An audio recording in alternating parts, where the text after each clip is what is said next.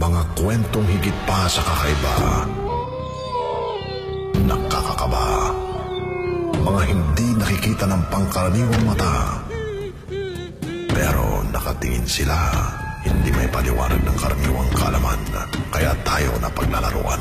Mga kwento ng kababalaghan, ibabahagi ni Benji Felipe, Kasindak-Sindak. Tuwing linggo, alas 10 hanggang alas 11 ng gabi, kung nararamdaman mo lang, dapat bang paniwalaan? Kasindak-Sindak. Sa Radyo 5, 92.3 News FM. At babalikan nga natin ang pinag-uusapan nating heretics.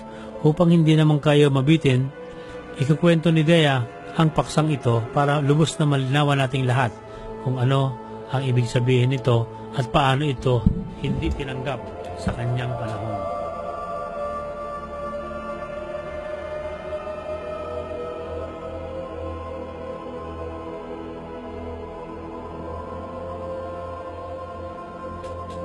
Ang heretics ay ang mga taong hindi lubos na naniniwala sa Roman Catholic Church kahit sila ay mga Kristiyano.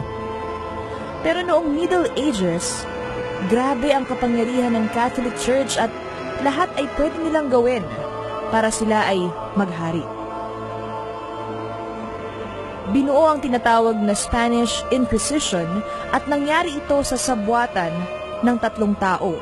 Una, si Pope Gregory XI. Nag-issue siya ng kautusan noong 1231 na magkakaroon ng isang tribunal court system kung saan lilitisin ang mga heretics at parurusahan. Ang mga ngalaga ng Inquisition ay ang Dominican na may mataas na kaalaman sa theology. Itinatag ang Inquisition noong 1478 ni King Ferdinand of Spain at Queen Isabella na sinang-ayunan ng Santo Papa. Ang kapangyarihan ng hari at reyna noon sa Roma ay dala ang mga sundalo nila na nagbabantay sa Santo Papa upang huwag silang masakop ng mga Turko. Sinamantala ni Ferdinand at ni Isabella ang kahinaan ng mga lider ng simbahan ng Roman Catholic Church para masunod naman ang sarili nilang interes. Kung magiging matagumpay ang Spanish Inquisition, kaya nilang pumatay at hindi mananagot sa batas. Pagbibintangan lang ang lahat na kumukontra sa utos ng simbahan, pwede rin nilang sentensyahan. Ito ang makalumang uri ng terorismo na binubuo ng alyansa ng simbahan at ng mga politiko noon. Lahat ng mayayaman na gusto nilang kuhanan ng kayamanan ay pinagbibintang heretics at pwedeng itapon sa kalsada na walang anumang ari-ariang madadala. Kaya ang hindi mga Katoliko noon sa Espanya ay nakaranas ng kaapihan, lalo na ang mga Hudyo na ang karamihan ay minamassacre. Ang mga unang inquisitor ay si Miguel de Murillo at si Juan de San Martin. Ang parusang ginagawa nila sa mga heretics, sinusunog ng buhay. Ang unang sinunog ay noong February 6, 1481 sa Seville, Spain. Iyon ang hudyat na matagumpay ang Inquisition at ginawa na nila itong armas sa kanilang terorismo. Noong 1483, si Tomas Torquemada ay ginawang Inquisitor General sa Aragon, Valencia at Catalonia sa Spain. Lahat ng pinagbibintangang mga heretics ay meron lamang 1 buwan para umamin na sila ay kontra sa simbahang Katolika. Ang paraan ng pagbibintang ay simple. Kung hindi umusok ang chimney o pugunan sa araw ng Sabado, iniisip kaagad na ang pamilya ay mga Sabadistang Hudyo at hindi kumakain kapag Sabado. Suspect na sila at kailangang managot. Ang isa pang paraan ng pagbintang kapag ang isang pamilya ay bumibili ng maraming gulay bago ang pag-aayuno at pag-iiwas sa karne. Ang mga nagtitinda ng karne ay kinasabwatan nila at ginawang Katoliko para kapag may hindi bumibili ng regular na karne, isusuplong.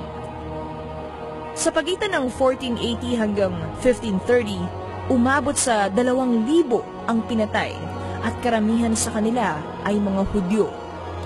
Pero naliliitan si King Ferdinand sa bilang na 2,000 lamang na pinarusahan. Kaya kailangang parusahan din ang mga Katoliko na nakikipagtalik sa mga Hudyo. Ang lahat ng Hudyo ay kinakailangang lumaya sa Espanya noong 1492. Kung hindi, pinapatay. Kung ayaw nilang umalis, kailangan silang maging Katoliko. Tinatayang 800,000 ang lumayas na mga Hudyo papuntang Portugal, pero 5 taon lang ang nakaraan, pinalayas din sila ng Portuguese government at ang iba ay napadpad sa Morocco at ang iba ay sa Italia. Bukod sa mga Hudyo, pinarusahan din ng Inquisition ang mga Protestante at ang mga Islam. Pero dahil ang karamihan sa mga Protestante at Islam noon ay mula sa angkan ng mga mayayaman, hindi masyadong mabigat ang parusa dahil naninimbang din sila sa kalaunan, pinalawak pa ang pagpaparusa dahil may pinagbibintangang nagsasagawa ng kulam, ng sodomy at nagsasalita ng kontra sa Diyos o tinatawag na blasphemy. 6 ang sinusunog sa Logroño noong 1610 dahil sa bintang na sila ay mangkukulam. Ang iba naman noon mga pinarusahan dahil sa pakikipagtalik sa hindi asawa. Ay nanindigan na hindi naman daw masama ang nagmamahalan ng hindi kasal. Ang mga tao namang ito ay pinarurusahan sa pamamagitan ng pagsakay sa barko at pinapanood sa malayong lugar sa dagat at pinapaanod sila sa malayong lugar sa dagat hanggang sa mamatay sila sa gutom. Ang sino mang napagbibintang ang mga heretics ay kinakailangang humarap kaagad sa korte at umamin. Parurusahan sila pero hindi mabigat.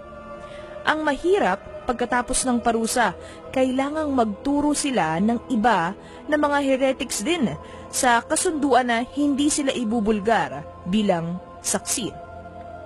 Ang mga natatakot tuloy, nagtututuro ng kahit na sino, kaya marami ang pinapatay ng walang kasalanan noon. Ang sino mang pinagbibintangang heretics ay pwedeng magsalita sa tribunal court, pero kung meron silang dalang saksi, parurusahan din ang testigo. Ang hindi magsasalita, sinesentensyahan na guilty. Dahil may mga taong matigas at ayaw magsalita at tumatagal sila ng mahabang panahon sa kulungan, nakaisip ng bagong paraan ang bagong Santo Papa na si Pope Innocent IV noong 1252. Nag-atas siya na pwedeng dumaan sa torture ang sinumang pinagbibintangang heretic.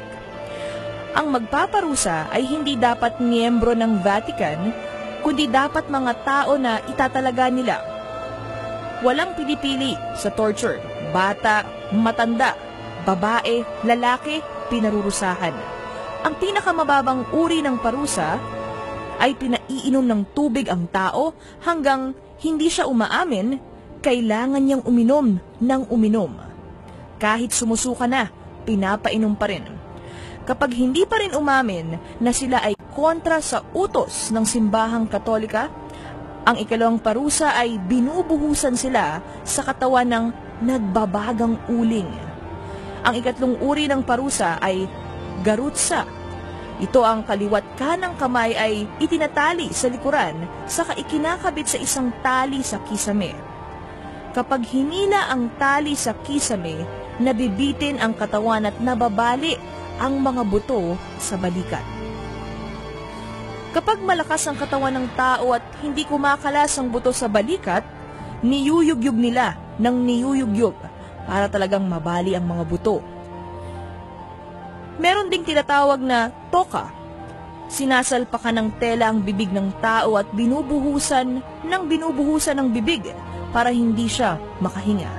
At ang pinakamasakit na parusang ginagawa ay ang pagtali sa magkabilang kamay at paa ng tao. Hinahatak ng isang takal o kaya kahoy na ruweda o gulong. Kapag Hatak na ang katawan at hindi pa rin umaamin ang biktima, tinutusok sila ng mga nagbabagang mga bakal. Kapag umamin ang tao at ayaw na nilang patayin, pinagbubuhat nila ng bakal na krus, pinalalakad ng mahaba na parang si Jesus. Ang mga umaamin at hindi nila pinapatay ay pinababantayan. Kapag napatunayang hindi pa rin sila lubos na naniniwala sa lahat ng utos ng Roman Catholic Church, pinapapatay na sila pero hindi pa rin taong simbahan ang papatay. Iniuutos nila ito sa iba para sunugin ng buhay. Noong July 15, 1834, naging makapangyarihan si Maria Cristina at natalo ng kanyang kapangyarihan ang simbahang Katolika, kaya itinahinto niya ang Spanish Inquisition.